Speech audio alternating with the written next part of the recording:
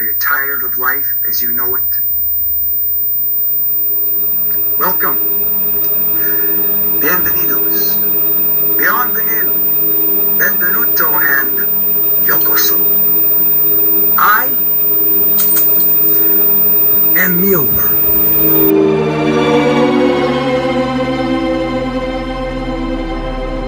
What you're about to do defies everything we've been conditioned to believe is possible.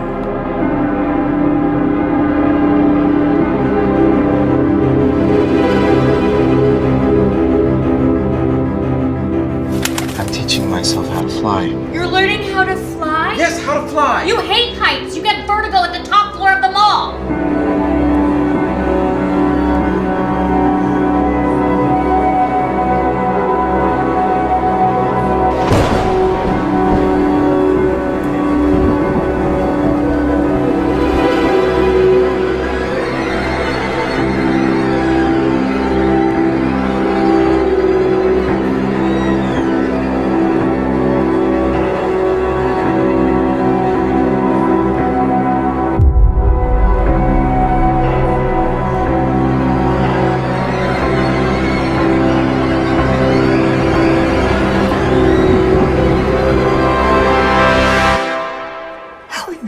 This is gonna work.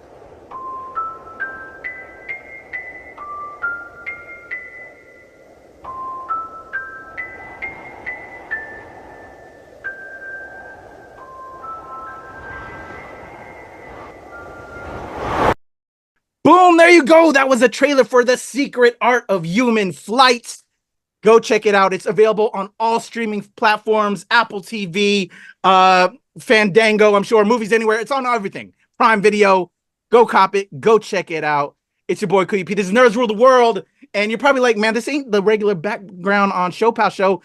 We see, all the comic stuff and all of that. It's because I'm focusing right now, y'all. Your boy is focusing. I'm keeping it together because I have just one of the dopest creators coming through right now.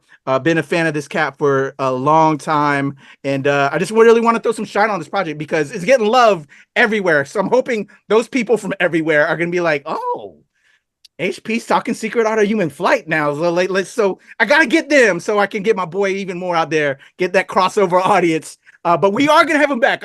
I locked him down right before we started getting rolling to just do what I do. Be the Filipino Oprah. So we're going to get all things HP Mendoza later on. We're going to hopefully have a retrospective on Bitter Melon, one of my favorite projects of his back in the day, and just talk all things. But this is going to be The Secret Art of Human Flight, a film that as an empath hit me so deep, and I'm so looking forward to having this conversation with HP. So first off, I got to bring it in the correct way. It's the Adobro, the Babinka boy, the leader of the Holla Holla homies in the Center Gang of the ShoPowSho, your boy Kuya P. Nerds Rule the World. Let's bring in my brother. I'm going to unpin myself because you don't want to see me. You want to see him over there. There he is.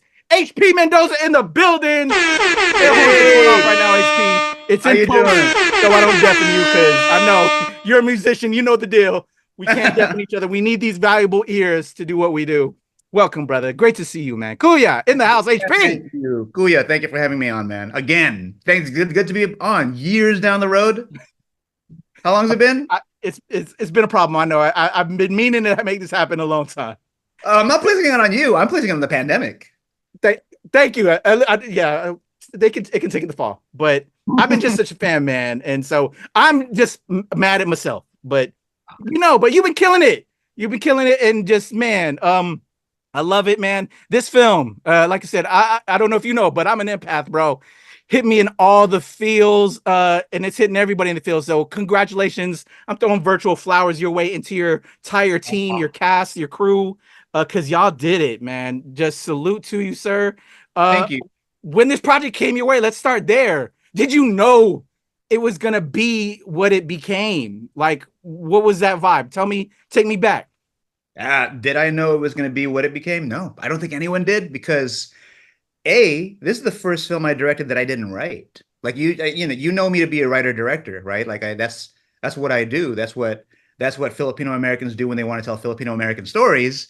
They're not going to wait for a script to come. They just do it, right? And that's what I've been doing for 20 years. And then all of a sudden, Grant Rosenmeyer, the lead in Secret Art of Human Flight, he's also the lead producer. He comes to me And I knew him as the guy from Come As You Are. I knew him as the kid from the Royal Tenenbaums. I knew him as literally as Oliver Bean from the show from Fox called Oliver Bean. I'm like, you want me to do what? You want me to direct what? What is this script? And I remember Rich Wong, who directed Coleman the Musical. He's one of my oldest childhood friends. Like we still collaborate. We've been doing things for years. He was saying, he's like, yeah, I read the script and I think this is right up your alley. Just like that. He's like, I don't have any takes on this, but this is the kind of thing that you would have takes on because you kind of have you have a thing for the weird. I said, yeah, I definitely do. I'll take a read. Definitely take it as a compliment, man. Oh yeah. No, and by the way, also this is a shout out to Rich. Rich isn't one of those people who shies away from weird. So if he's saying that, that's, you know what I mean? Like nice. He knows me. I'm like, okay, yeah, I because I do because weird can come in many forms, right? And if you think about it, this script, at its core, in someone else's hands, could be the most basic kind of hallmarky, tale of redemption, blah blah blah, right? And I'm not saying that that's what was this in the script, but it could have gone that way. That's the importance of having a director. I learned, right? Because I think a lot of people, they were like, whoa, you're going to take that job. What's it going to be like you directing someone else's material? I'm like, I don't know. Let's see, because we were all still in lockdown. It was a crazy time. People didn't know if we were going to make movies again. But I was assured by the production team, like Tina Carboni and Ben Wiesner and Grant, that we were going to have a COVID bubble. They were going to have COVID officers. We were going to live in a camp. We were going to take over a camp, and everything would be kosher, and it was. And I think the one thing I want to say is that all of a sudden I realized it might not be my material, and it might not be brown, and it might not be queer, but damn, it was the most liberated I ever felt. And I think a lot of that had to do with the fact that when I make a movie, let's say Bitter Melon, for example, that was based on my own family. I've been writing it for 20 years, and I got $100,000 from Cinematographer to make the movie, which is not, it's that's a lot more than I'd had previously, but it's still not a high budget movie, right? Yeah. So I'm just doing my thing, being a scrappy DIY filmmaker, and you have to have a certain amount of arrogance to do that. Be like, yeah, I'm going to make this, I'm going to write this, direct this, edit, and do all the music, right? But my thing is when I'm directing a scene, I basically say action, and if it doesn't feel like a movie, I yell cut, right? It's just like we got to go again. And sometimes people want to talk about direction like it's something mystical. For me, it's literally does it feel like a movie? If it doesn't, fix what doesn't feel like a movie and say action again. And you just say action and cut and action and cut. You tweak until it feels like a movie. You don't even have to look at the viewfinder. It should feel like a movie to you just watching it, right? So I can do that. I know how to do that. And I've been sharpening my skills and working with various people over the years. But for the first time, I don't have that anxiety that comes after, which is this. After Bitter Melon, I'll say, we got it. Thanks, you guys. Congratulations. Good job, everybody. We got that. And then there's but is it well written? Did I Stockholm a bunch of people? Did I just pay people to do my bidding, right? Because suddenly I feel like, am I King Joffrey, of Game of Thrones, Yeah. And of course people would never say that, but also I don't think I was. But that's just the anxiety that I have, because I want to make sure that everyone's happy with what they're creating, because we're creating this together. But in the case of Secret Art of Human Flight, I was selected by Grant Rosenmeyer, right? So there was a little bit of imposter syndrome at first. I was like, oh man, I'm gonna be making a straight white movie. Is that in my wheelhouse? And I was like, no, but I make movies, So part of my test to myself was just do what you do. Don't change anything about how you behave. Just do what you do. And lo and behold, everybody who was part of the equation, especially Grant, was just like, whatever you say. I was like, oh wow, okay. They hardly ever pushed back. They're like, we will make this happen. I've never had that. Wow. I've never had people say, yeah, that sounds crazy. We don't get what you're trying to do, but let's do it. And then they would run around and make it happen. So the anxiety was gone, not just because suddenly I felt respected, but also because I realized Grant Rosenmeyer selected who he thought would be the best director. We got to choose the DP. He was part of the casting. And I was like, oh, so basically this script that's not mine is kind of treated as a document, and he had to hire a bunch of people to make it come to life. So it felt like I was vetted. Does that make sense? Yeah, yeah. And he trusted in what he already knew of you and your work. Yeah, and that was crazy. I didn't even realize he knew about me until even during the shoot, he's like, oh man, yeah, we got to get LA Renegade in here. I'm like, oh, you want LA in here? He's like, yeah, man, get the Colma crew together. And I was like, oh man, you saw you saw Colma. You grew up watching Colma, you know? And I was like, okay, so you know what I'm about. You know the kind of stuff. Like he saw I Am a Ghost. He saw Bitter Melon. He saw Attack the Wow. K Release. He saw my stuff. So I was like, okay, this wasn't by chance. He made a decision. So when things like that happen, you have to kind of put your self-deprecating imposter syndrome aside, because that will only get in the way of everybody doing their best. You know what I mean? Completely agree. That's absolutely beautiful. And it helps build your own self-confidence because, we feel that we're imposters. I love that. And such a great ally and such a great teammate to have, because it's all a family, a team that we're building when we create this work, this art. So in that regard, this film is amazing. I love your shots, the 4:3 format. I want to know why you decided to do that. Just everything sound, just the way, dude, you edited, you composed the music. I think I saw an interview like, this is like classic rock, like a good track, because you're a musician yourself. Like that's what you did with this. It's like all of these things. So tell me, let's go back. You took the job. You're gonna do this project. So building out this art, working with Grant, figuring out the visual style and how you wanted to tell the story. Can you tell me about that? So that was interesting, right? Because I think, this is the right show to say this very thing that I haven't really said I've been doing a ton of interviews and I've been very like streamlined about how I say it, but this is the right show to say this because you're who I'm talking to here right now. People like us, we will always be made to feel like, do you belong here? And people like us can go one of many ways. One way that people go is to like fight it and say, no, I don't. I'm going to do my own thing, which is kind of what I did for 20 years, or you can say, I'm going to do exactly what you want, sir. Right. Which is, people could say that this is what this is, which it's not. And I think for me, I walked in already feeling like kind of like uneasy. I'm like, okay, damn, I'm about to meet Oscar nominee Paul Raci. Now, when I was set up to meet Paul, I'm texting Grant. I'm like, where are you? And he's like, I'm not going to be on the interview. Like I'm scared. No, you do this. I'm like, okay. And I'm like, it's him and Barry Galperin, like another executive producer on there. They're like, no, dude, you're the director. You talk to him. And I'll never forget Paul. Like all of a sudden, there's Paul, like just like with his like rings and tattoos. And I had just seen Sound of Metal, So and I put on my confident drag, and I was like, Mr. Raci, thank you so much for taking time out of your busy schedule to talk to me today. Congratulations on winning the Independent Spirit Award and congratulations on the nomination at the Academy Awards. And he was like, cut the bullshit. Like, we're not here to talk about me. I want you to know that I just watched Bitter Melon and I thought it was beautiful. I'm like, and of course, and for me, like I see that it's just like this like little tiny little Filipino American film I made, and here's like this Oscar nominee saying that he saw it, and I was thinking, I'm like, but did he?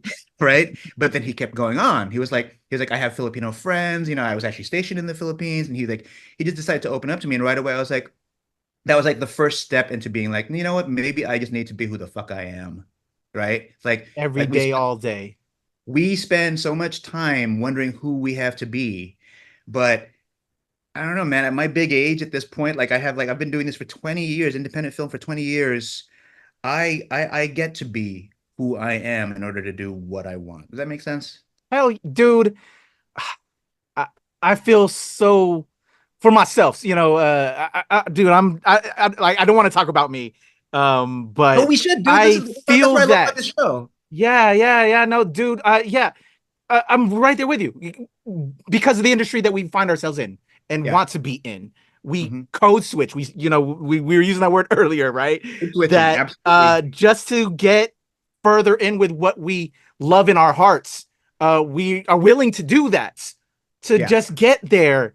But you get there in certain points, but you just find you get angry with yourself and you get unhappy, and it doesn't become what you enjoy anymore, and then you just lose all creativity. Like that, where I'm at now in my life, I'm like, first curse word probably we're saying in this ShoPowSho, fuck it. You just say fuck it. Yeah. And then you're now living your best life, and that's where I'm at now. If people accept me, cool. If they don't, cool. But I gotta be me, or else I'm not gonna be happy, and I'm not going to be able to fully express myself. And Right. I love that you found that and you have the people that support you with that, because that's part of it, to have that. Even though I gotta also add though, if people don't, then say fuck them, Absolutely. But you gotta just live it. You gotta live Yeah. it. And it's Yeah, great yeah. when you find people that are down to live it with you. Yeah, and by the way, this is not like some door I walk through where suddenly I'm a well-adjusted person. Like I'm gonna have my dark days where I'm gonna like shit on myself. Agreed. Yes. You know what I mean? And I'm gonna have to remind myself either by calling a friend or just just reminding myself who's around me. I actually said something about this like a Tribeca. We premiered a Tribeca, and I remember it's the first time I ever got into like one of the higher tier festivals. And those aren't my words. I don't like using words like that because I love all the festivals I've premiered at. I love the Center for Asian American Media. I love having premiered there. Frameline. I love premiering at Outfest. I love all of those festivals. But that is the verbiage that's given to things like Sundance and Tribeca. It's like, oh, it's like one of the top tier ones. So it's my first time getting in. And I remember just feeling like, I finally got into Tribeca after like decades of being declined.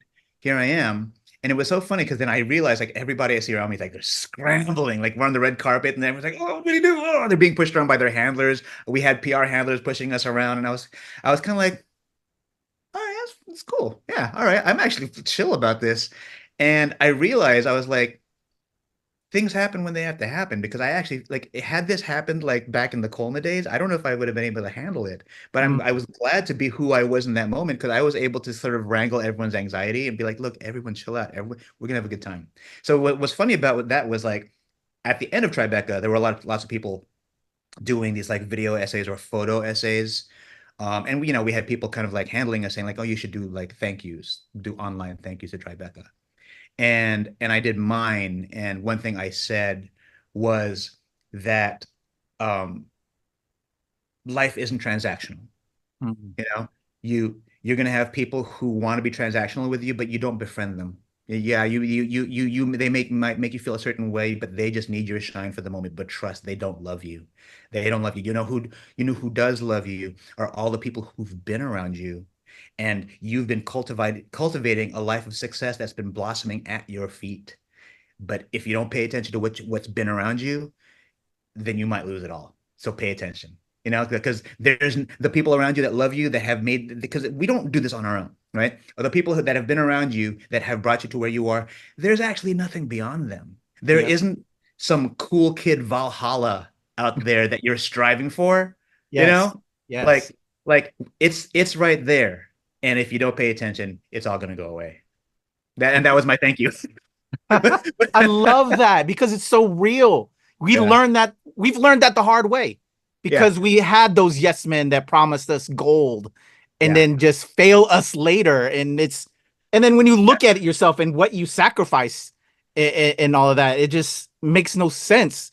And you just F it. You just, F it. Like, we got to keep pushing. I got to find the real and keep it going, because I want to contribute to this world and do what I want in my soul. So I love that, man. Dude, man, I don't want to go on tangent because I want to show focus.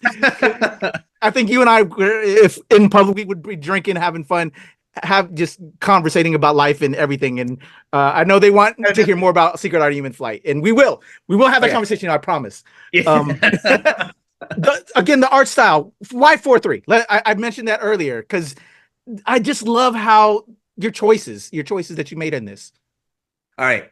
So, by the way, I'm recognizing I talk a lot. So, I'm going to try to. So can I. That's why it's crazy. We can. Which is why that's why I feel comfortable on this, because I'm like, oh, I got like 10 seconds. So, why 4-3? Two reasons. One is it's the punk in me a little bit. Like I can be a punk ass. I can be a little bit of I can be a bitch about things, right? Because I always want to question everything. Like for decades, like since film school, I learned on film. Rich Wong and we learned on film. So we're shooting 4-3, right? And I remember like people saying, you want to make it look really cinematic, make it wider. I'm like, that's just changing the shape. Tell me how that makes it cinematic. You still can't shoot for shit. You can't just frame something as a rectangle and call it cinema, And like I just saw lots of people like making things like 239-1, but it still looks like feces. I'm like, yeah, but like, okay, so that's cinema now, right? Or they take the blacks and they grade it to look blue. Cinema, is it? I don't know. Yeah. Like cinema is how you tell the story. So I'm like, I want to make the most cinematic movie I've ever made, but I'm going to use 4:3 and show that I can still do it. You know, it was kind of like it was a formalist thing. Like it was a Oh, formalist challenge to love myself. that.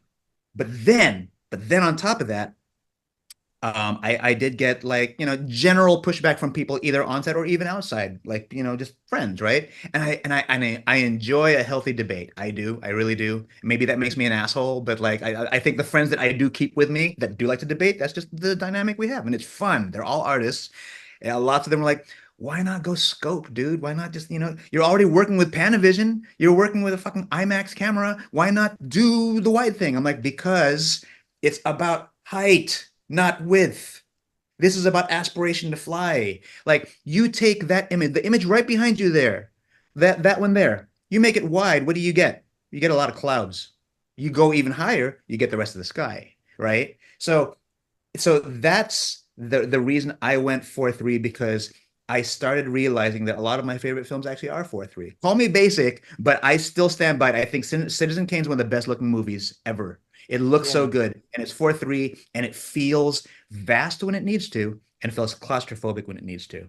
It because it can, right? Now, a lot of times when you shoot scope and you want to go claustrophobic, it doesn't, because you're using anamorphic lenses, and like you got to shoot right for that and light right for that, and then you end up with like shots that are close up but are still vast because of all the negative space. And I'm like, I don't want that for this film, because there's never any more than two people on screen at the same time.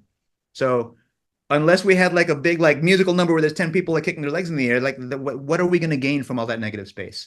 It's not a movie about the house. It's not a movie about the neighborhood, and it's not a movie about the world. It's about people. And if there's no more than two people at any time, like I feel like I was at a point where I'm like, I know how to tell a story visually, And so I said, this is what I want to do. And so we went out to a bunch of DPs, and like, it was so funny having people push back on me. It's like, yeah, but why not scope? I'm like, why scope? It's so funny when people say, why not scope? It's like, when you throw that question back, all they have to say is like, it's a movie. I'm like, what does that mean? So it was great to meet Marcus Menser, man. Cause like as soon as I met Marcus Menser, like we were on Zoom, I was like, why do I feel like I grew up with this guy? You ever get that? I kind of have that with you a little bit. It's like sometimes you meet people and you're just like, we speak the same language. This is really interesting. We had the same cultural touch points, He liked the same movies. He saw my deck, like the kind of visuals I wanted, and he made a deck to kind of like go with that. And we were looking at it together, and I'm like, we know the same movies. We grew up with the same movie. We're the same age. This is great. Let's do this. And what's funny is like the people that kept pushing back, like Marcus was just like, I'm already framing for 4:3, so I don't care how many people push back. But a lot of people kept saying like, well, we could reframe it after. And like me and Marcus was like, that's not happening. So we did certain things to make sure that it would like be baked in. So for example, like all the phone footage, I mean, it was shot on a phone, but it was framed for 4:3. So like, even like it was shot on a phone, it would be in 4:3. If there was anything on a TV, it was 4:3. So like, it wouldn't make sense to crop it in this way, right? And then on top of that, I was like, because somebody was like, what if people watch this at home and they think it's cropped? Everyone has a 16:9 screen. They're going to think that you've cropped the sides. I was like, not if you round the corners. You round the corners and it looks like this is the entire frame. And that's from my film school background. That's from me growing up having shot in 16 and Super 8, where you would see the entire frame and you're pushed up against the edge to see what you're feeling the boundaries.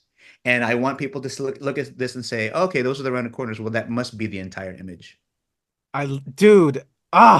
The creative, the artist, the filmmaker in me loved that choice. I'm glad. I love this explanation. So thank you, HB, and shout out to Marcus.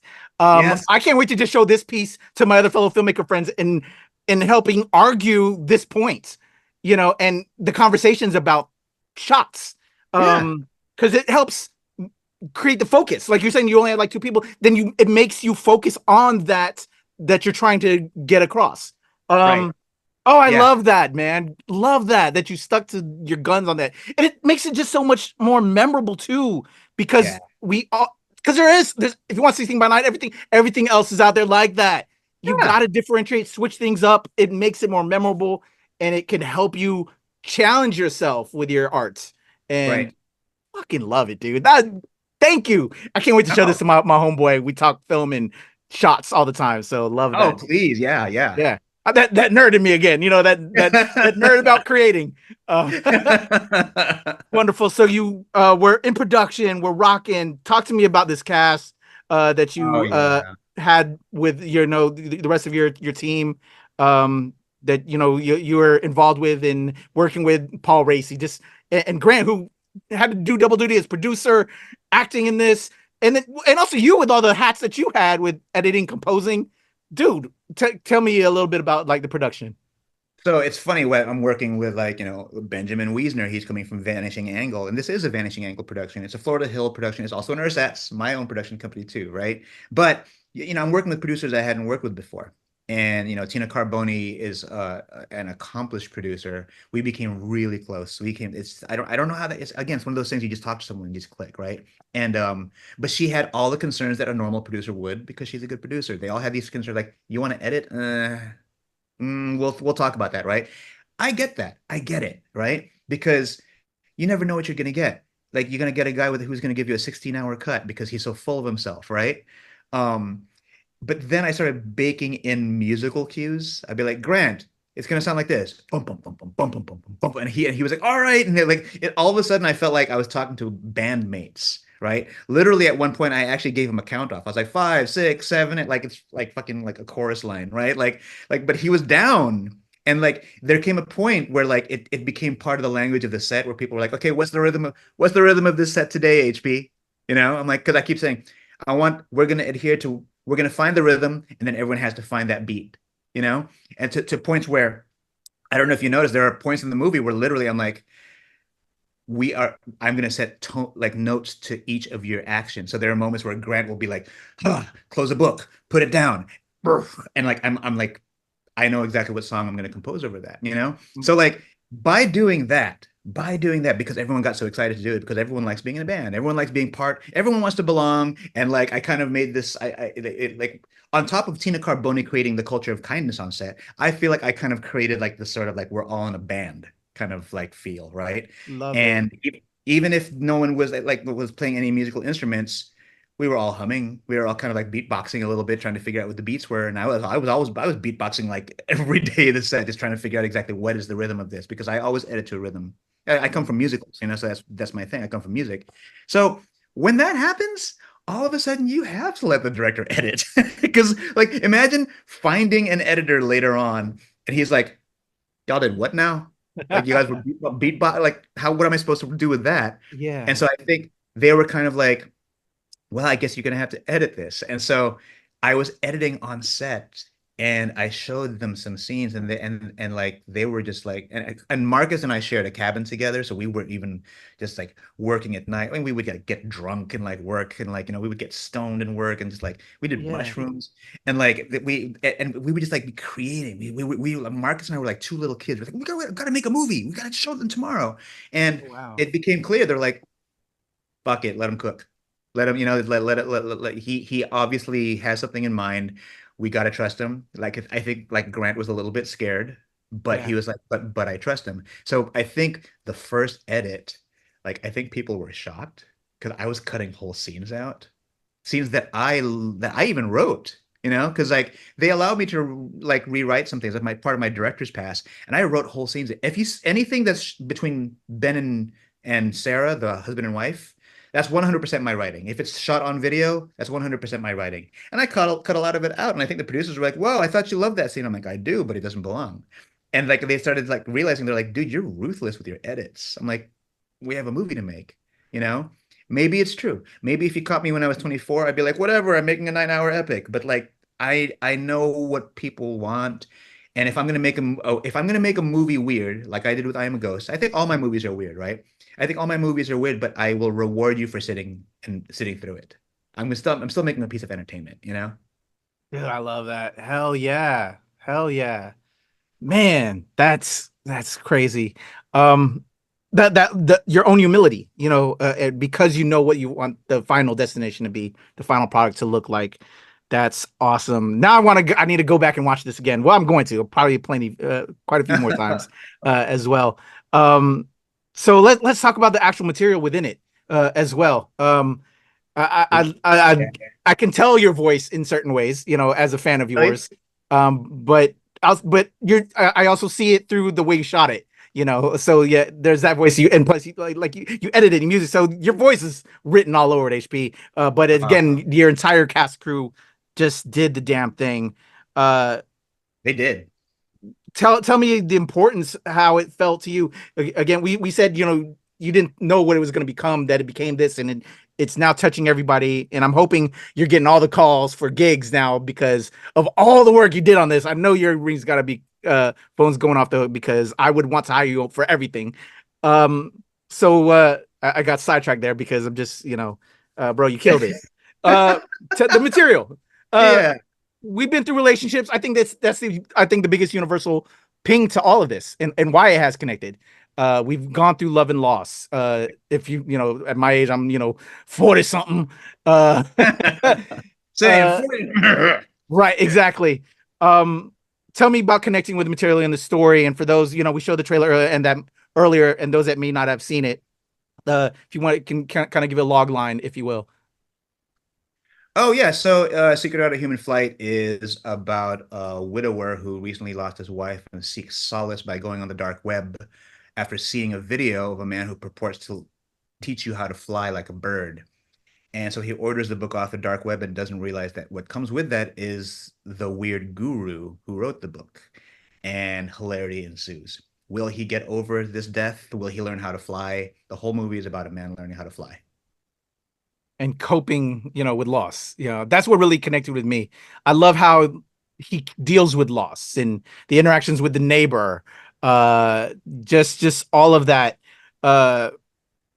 Were there any special moments within, that you were looking forward to when you got into production, that you were really any specific scenes? And this is to the people that probably have already seen the film and want to go back and take a look at certain things that you were really looking forward to capturing within it. So again, I know everything's your baby. We all, we love everything that's involved in it, but there's certain things that you really enjoyed. Of course, yeah, and you talk about them carefully, right? Like it's like if you have more than like one kid, you be careful about who you say is your favorite, right? Like, and the thing is, yeah, my movies are my babies, but even within each baby, there are babies within babies, right? So like, yeah, the whole thing's my baby, but I will say this, and this is real.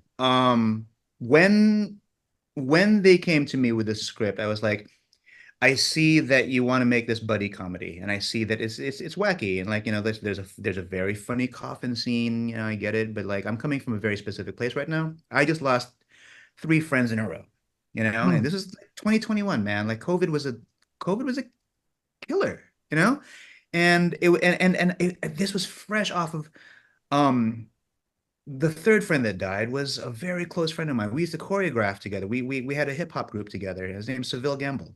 We grew up together. We were in drill team together. We were in Black Student Union. That's how Bay Area. I remember you posting about that because we're friends, on the socials. And now that brings it all together for me. Remembering, so now I remember this process again. Yeah, it was. I even talked very openly with my husband about this. Seville was kind of the first love of my life. Like we went to high school together, and like just I mean we were friends. But like he was the first love of my life, and I remember the show that I incorporated you in, Folks. I animated him for the show, and I wondered why he just wasn't answering my text. I'm like, why aren't you watching the show? Did I do something wrong?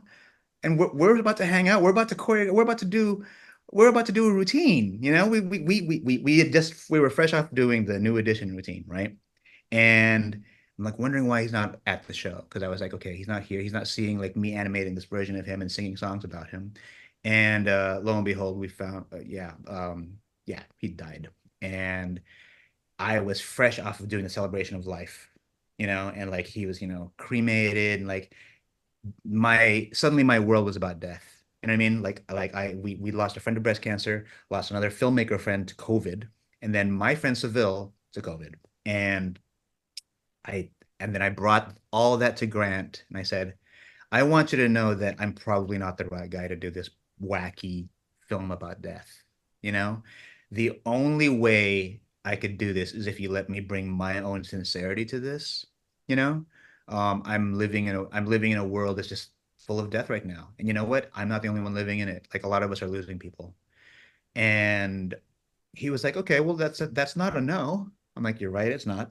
That's not. That's me just checking to see where you are with this, you know? And I was like, what have you lost? And he shared a lot of things. He didn't, you know, I can't say, I wouldn't share it with you guys because these are personal, but he shared his losses. And then I found out that Tina had her losses. She had just finished directing a film called Sorry for Your Loss. And like, I was like, there's a reason we clicked, you know? And of course Paul, you know, Paul fought in the war. You know, he's 76 years old. He had a lot of life experience. He shared a lot of losses with me. I'm talking to Lucy DeVito on the phone. We're talking about loss. I'm talking to Maggie Grace about loss, and I'm just being an open book. And everyone agreed. They're like, you know, all the actors like, so you're there in Massachusetts. You're on set. I'm like, yeah, we're on set. I'm figuring out the shots with Marcus right now. You know, we're trying to make like the most, you know, like sincere movie we can while still being funny and wacky and not being overly sincere. You know, we're not trying to be saccharine, but like that's why I want to talk to you guys and figure out like exactly like how are we going to build this authentic tone? And everybody was on board, man. Everybody was on board. I brought that to it, and every time like a scene would come up, like as we're like figuring out the shot, I'm like, should we lean into the humor for this? Or should we talk about how actually sad this is? You know? Because let's talk about like what this actually feels like to watch right now. Because if we're gonna make a dead wife movie, let's show them how to make a dead wife movie in 2023. You know? Like let's not make like a typical one, right? Where it's just like, okay, sad guy has to like get over the death of a woman to better, you know, to better himself, right? Like, let's make this something authentic. So everything was great. Then the first day of Paul Raci was coming, we're like, oh, Paul Raci's gonna show up on set. This is great. And then I'm like, okay, Marcus and I like we're drinking, we're having a good time. We're testing out other shots. We're just having a great time. And I get a call from my mom. I'm like, Mom, what's going on? She's like, your dad died. And I was like, man, one day before Paul shows up, huh? And I remember I didn't know how to handle it in that moment. So I literally just looked at Marcus. I was like, dude, my dad died. And he didn't know how to take it. I was like, I don't know what to do. Holy shit. And I remember it's like my mind racing and then talking to my mom on the phone. Like, yeah, what am I going to do? Go to the Philippines? Even if I weren't shooting the movie, it was going to be impossible for me to get to the Philippines, you know? And my mom was like, no, I just want to let you know that this happened. And at that point, that's when I said, I just need to be alone for a moment. And there was this barn we all shared on set. And I went to the barn and I thought I was alone. And I just kind of sat there and I was like, I just need silence for now. But I didn't know the prop master was there, Kyle Wallace. And he was like, I heard your dad died. I'm like, oh shit. Hey, how's it going? He was like, I just want you to know, I know what you're going through. My dad died too. I'm like, I'm really sorry. And I remember from that point on, I was like, hey, everybody, if you guys really want to show me some sympathy, this is the moment where I need you to know this means you really have to trust me. If anyone was meant to handle a movie about death at this moment, it's me. So no matter how weird I get, I want you to know it's always going to be coming from a place of authenticity. You feel me? And everyone's like, we got your back. And literally every delivery of a line, like I love that, like all the actors they were just like they were using like 150% of their brains at all times because that's the kind of actors they were.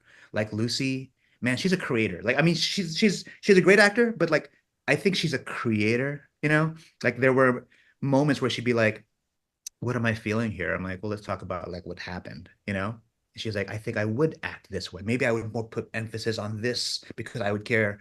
And she even said she was like, "The reason this is really hitting me right now is because like." Grant really looks like my brother. Grant kind of has the shape of Jake DeVito. So like she would see it, she's like, I feel protective of him. So it really came out. Talking to Maggie Grace about this, she brought a lot of her own self to this. Sendil Ramamurthy, like all of them, like they were so open to talk to me about all the stuff that I'd been through, but I only would entertain it for like a minute. So I would be like, how about you? Like, what have you been through? Let's talk about this. Is this right? And it led to like, I think lots of these little changes that all came from all of us together, openly talking about our grief. And because we were all openly talking about our grief, because again, 2021, crazy time, man. You know, we forget how bad it was. We forget that New York was full of like mobile freezers full of bodies. We don't talk about that anymore. We talk about, oh yeah, you know, post-pandemic. I'm like, there ain't no such thing as post-pandemic. You know, we're still kind of in it. So like it was a chance for everyone to kind of like talk about what they were going through, you know? And we shaped that movie so much that it got to the point where the big comedic scene which I admit, like Jesse Orenshine's a screenwriter. I know what he was going for, and I think Grant touched the script at that point too. So Grant and Jesse, they had a funny, like slapstick coffin gag, but I was like, you guys, that's scary as shit. You don't think it would be scary to wake up in a coffin?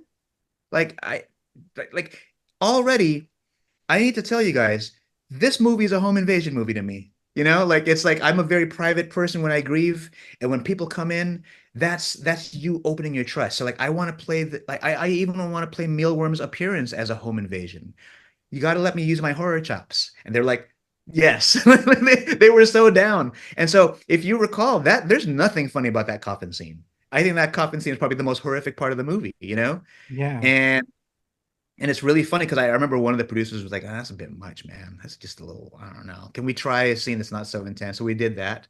And the first screening I had just for the producers, that producer, because there were like 12, like that's 12 executive producers, like lots of producers, lots of executive producers. And that one producer who thought it was too much, he watched the cut with the lesser version. And he was like, why don't we go back to that original cut? He's like, this scene actually needs intensity. And so that's what's there. We have the intense version. And I think so much of, you know, like I appreciate when people are like, look what you did to the movie. I'm like, I get it, but I literally directed it. You know, like I was, and what I mean by that is like, I'm not a dictator. You know, I'm not like my way or the highway. I was literally like, hey, everybody, how's everyone feeling right now? Does this scene ring true for you? I'll never forget there was a moment where like Paul wasn't feeling a word. I'm like, tell me. He's like, hope, faith, what should I do? I'm like, I think you should choose the word that feels right coming out of your mouth. You know, and like, so like that great scene when Ben says, how did you know to come back? And he says, I didn't know. I had hope. And it's such a moving scene because like you can even see like Paul like swallows a bit because he got really choked up in the delivery of the line, you know? Which is why I do think that when people watch it, I think it hits the feels even like in the most mundane of scenes like that, you know? Oh, yeah. And I think it's because it wasn't me bringing my grief to it. It was me directing everyone else's experiences into this one funnel. You know what I mean? Completely. And I think that's what makes it so good. Personally, it felt so authentic, you know, where we know acting, we know filmmaking, we see it in so many other projects out there. But man, I tell you, speaking for myself, yeah, this is, you know, there's comedic elements and there's parts where I giggled or maybe and smiled, but it really hit me in the emotional feels of loss, of so many loss, like you. And rest in power to Seville, man, and you. And thank you for sharing that, because yeah, we're opening up ourselves, and I think to your credit, you put that into the work to help cure you, and as a therapeutic way with what you were going through, you know? And so yeah, thank you for sharing that. And but it showed in the work, and I think it's so beautiful, and why I think everybody's connecting with it and it's getting so many accolades, because it's imbued in every shot, in every word spoken, in the sound. Dude, you did the damn thing.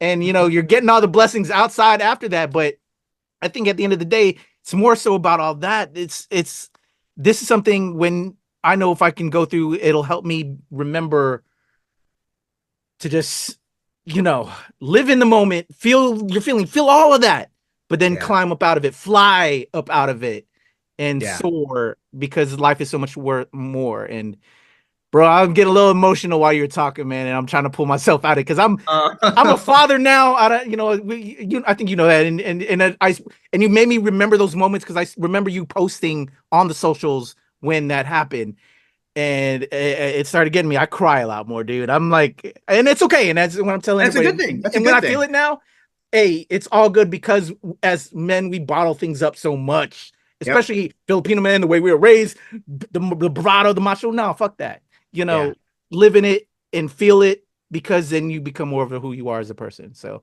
anyway, sorry to get sidetracked and get on my soapbox, but no, I'm thankful for what you shared. This is all conversation, you know? Yeah. Thank you for sharing that. And it shows in the work. And everybody go see The Secret Art of Human Flight on all streaming platforms right now. Again, man, such an amazing piece of work, man. And I'm so happy for you. And what has it been reception wise? Again, we all know you're getting these accolades. How are people reaching out to you? What are the team feeling? What did they say when? Okay, I want to go back to that to help close out. When they trusted you, it's now screening and they're seeing the love. How good does it feel? Because you got that cosign. Remember, we were going back. They weren't sure. We hired you as the director. Okay, this man is doing beats, so okay, we'll make him the editor. And then okay, I'm gonna put some tracks in it.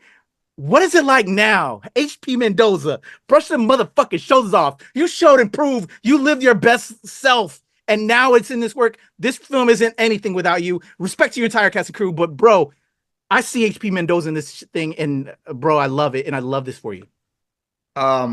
Tables have turned, dude. Seriously. Like literally there was a time I was like, I had like the cast and like the producers, like Steve Wegner. Like he's the biggest producer we have, and Steve Alexander's there. He's another executive producer, and all these people, they're like toasting me. And Paul Raci's with me with his wife. We're at a Buca de Beppo, and like everyone's like, this is gonna knock everyone's socks off. Like we're cheering each other. Grant's like, yeah, here's to a high rating on Rotten Tomatoes.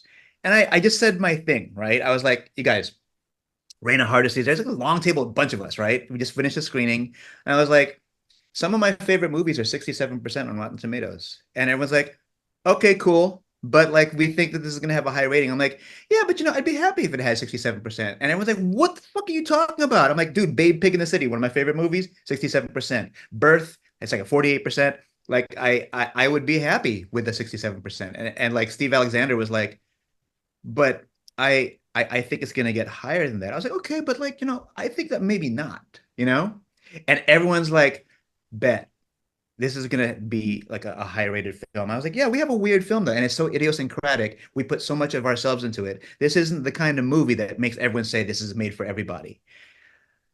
I'm eating my words. Like as soon as we started getting reviewed, I was like, just watch. And like we were at 100 for a while, and everyone's like, we're at 100. I was like, I don't like that. Right? They're like, why don't you like that? I'm like, and then Steve Alexander himself, he's like HP. We want everyone to love you the way we love you. I say, it's not a reflection on me. It's just like, look, I know what I don't mind being hated. Like, I don't mind not everyone loving me. And that's how I feel about this movie. And then it went down because we had one bad review. And then it went down to like 93%. I was like, there you go. That's more like it. Right. And everyone's like, yeah, but it's still 93%. I was like, just wait. Now we have, especially after the theatrical, we had a long theatrical run. Which I'm very grateful for, right? Like no one has long theatrical run right now. I was like, when this is done, you'll see. Like all the reviews are gonna come in. Man, we're streaming now, and like we got our tomato score. We're at 93%. And so what I love about that is it's a chance for me. Like I don't even know why I kind of fell back. Like I said, like I don't walk through a door and become a well-adjusted person. I became my self-deprecating self again. Right. And that was part of me. I think that was part of me kind of like apologizing in advance to the whole cast. Because like, hey, sorry if I made a piece of shit. Right. And but they were like, we don't believe that. And they were like toasting me. And I was like, all right, we'll see. And we are seeing. So you know what? This is it's almost like this is the cast and crew's time to kind of like, I don't know, they're giving me these pep talks every so often. They're like, look, they're sending me the links. They're like, look at this review. Look what they're saying about you. They're saying this and this and this. And I'm like, ah, man, I love that you guys are like texting me this. These are like cast members and like crew members. These are like, people who are like G and E, like people who are just like, HP, come on, stop shitting on yourself. Look at this review. So frankly, I'm just, there comes a point where you got to drink your own Kool-Aid, right? It's just like, you know what? If we're trying to sell this movie, maybe I did do a good thing. And maybe if the whole cast and crew feels like they did a good thing, then I directed that, then I got to believe it. So I believe it because y'all make me believe it. That's that also that part of our personalities where we ground ourselves still. Yeah, I know. But your tree is, the branches are spreading. It's reaching even further into the sky. It's going to touch those stars because you are a star, brother. And I cannot wait for your star to just keep on blossoming, man. And it's just, man, HP, man, brilliant work, bro. A pleasure. I know you got to go. I got to go. But like I told everybody, this has been another ShoPowSho, but and a little different from our other ShoPowShos. HP will come back. I'm going to get him locked down. We're going to go through musician, artist, life of HP, and then we'll talk some Bitter Melon because I know there's Bitter Melon fans like myself that want to know about that, like we did with Secret Art of Human Flight. So HP, salamat po, man. Mahal kita, bro. Love you. Thank Mahal you. kita, Kuya. Thank you. Thank you so much. Appreciate you, sir. Any last words you want to throw out there? I'm gonna have your links in the description below, and where everybody can go catch Secret Art of Human Flight, but just everything else, Ursat's film, so they can show love there. But for those that might be driving, why don't you just throw them at them? Throw it at them. Honestly, if you want to hit me up on the socials, it's literally the same everywhere. It's just HP Mendoza. If it's on Instagram, at HP Mendoza, Twitter or X, formerly Twitter, at HP Mendoza, HP Mendoza. That's how you find me. I'm easy to find. There you go. That's my boy, Kuya HP. Love you, bro. Thank you so much. All the love and blessings, virtual flowers coming your way, man. Can't wait to see what you're gonna do next, and can't wait to talk about it so I can throw more flowers at you. Salamat po, man. Everybody, HP Mendoza, your boy Kuya P. Nerds Rule the World, ShoPowSho, The Secret Art of Human Flight is available now. If you haven't seen it yet, go do that right after this, please. All right, y'all. Mahal kita. Salamat.